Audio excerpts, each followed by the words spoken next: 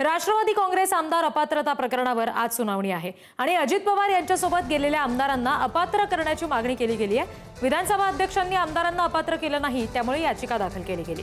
Supreme कोर्टामध्ये ही सुनावणी पार पडेल। आमदार अपात्रता प्रकरणामध्ये सुनावणीला वरिष्ठ नेते उपस्थित राहणार असं समजतंय। राष्ट्रवादी काँग्रेस पक्षाकडून खासदार सुप्रिया सुळे तर शिवसेना ठाकरे गटाकडून खासदार अनिल देसाई आणि आमदार अनिल परब सुनावणीसाठी उपस्थित राहणार असं समजतंय। कोण कोण उपस्थित राहणार ते सुद्धा आपण बघतोय। सुप्रिया सुळे, अनिल देसाई, अनिल परब आणि जितेंद्र आव्हाड सुनावणीसाठी उपस्थित राहतील असं समजतंय। पुढची बातमी। पुणे आणि कोल्हापुरात दोन्ही राष्ट्रवादी एकत्र येऊ शकतात। दौंड, जेजुरी आणि फुरसुंगीमध्ये दोन्ही पक्ष एकत्र लढण्याची शक्यता आहे। दोन्ही राष्ट्रवादी काँग्रेस पार्टीच्या बाजूने चर्चा सुरू झाली आहे असं समजतंय।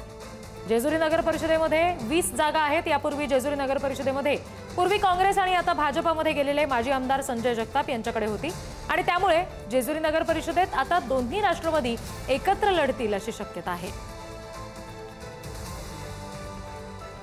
आणखी तपशील घेऊयात प्रतिनिधी बालाजी पोद्दार यांच्याकडून। बालाजी, दोन्ही राष्ट्रवादी एकत्र लढण्यामध्ये दौंड, जेजुरी, फुरसुंगी या तिन्ही ठिकाणी काय परिणाम पाहायला मिळू शकतो? नक्कीच ज्या ठिकाणी महायुतीमध्ये युती होणार नाही त्या ठिकाणी मैत्रीपूर्ण लढती होतील असं भाजपाकडून सांगण्यात येते। मात्र त्यामुळे राष्ट्रवादी आणि जे मित्रपक्ष आहेत त्यांचं नुकसान होणार आहे। त्यासाठी या दोन्ही राष्ट्रवादी एकत्र लढण्याची तयारी करत आहेत। कारण जेजुरीमध्ये जे सासवडमध्ये जे माजी आमदार होते ते आता भाजपात गेलेले आहेत।